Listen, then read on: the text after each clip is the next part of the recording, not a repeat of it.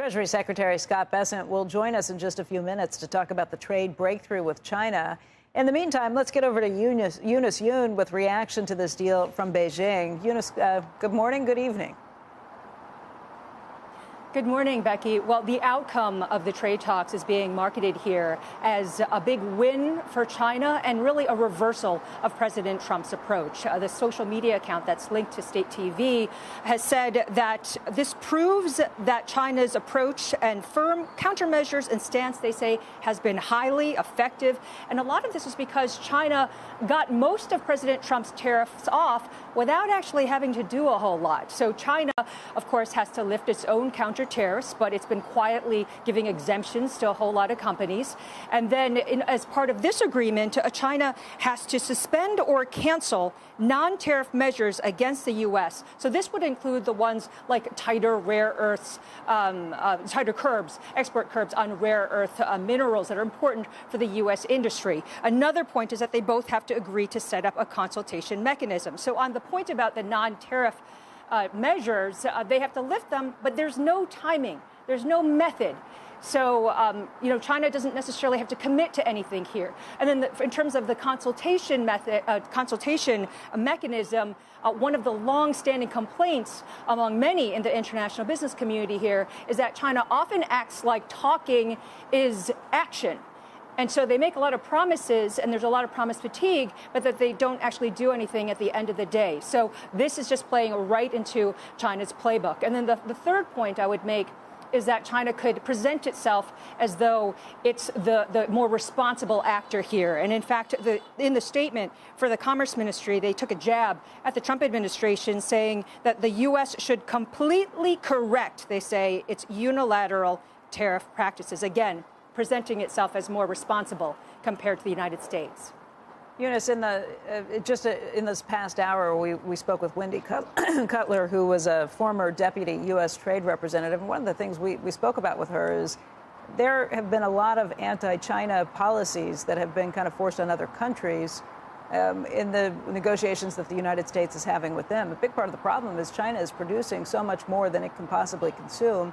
And the United States and other countries feel like they have dumped a lot of goods on their countries.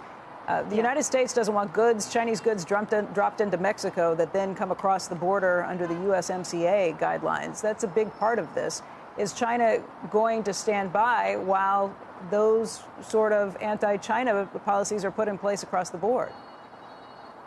No, and they already haven't. I mean, they've already been saying and warning other countries or hinting that they could take some sort of retribution against other countries if they do coordinate with the United States. Because, as you said, the U.S. has been, worried and concerned, as are a lot of other trading partners, about the massive overcapacity and that impacting a lot of other markets. But at the same time, the U.S. is not coordinating with those countries, so and putting tariffs on those countries, so that becomes an issue.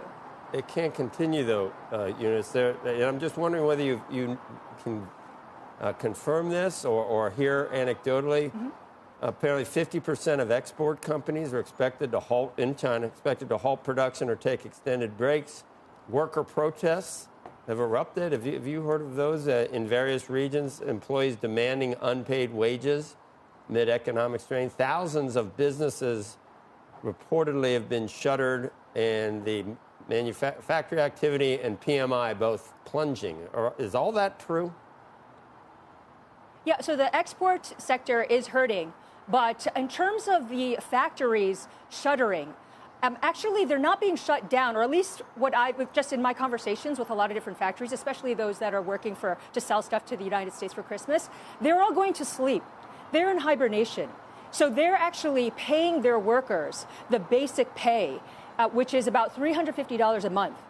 And they're waiting for this just very moment to be able to turn the factories back on, because they were all preparing to just to kind of stay in there and survive until the U.S. and China relationship changed. So, I mean, there are reports, as you said, of some worker protests, but it's not necessarily because of the tariffs.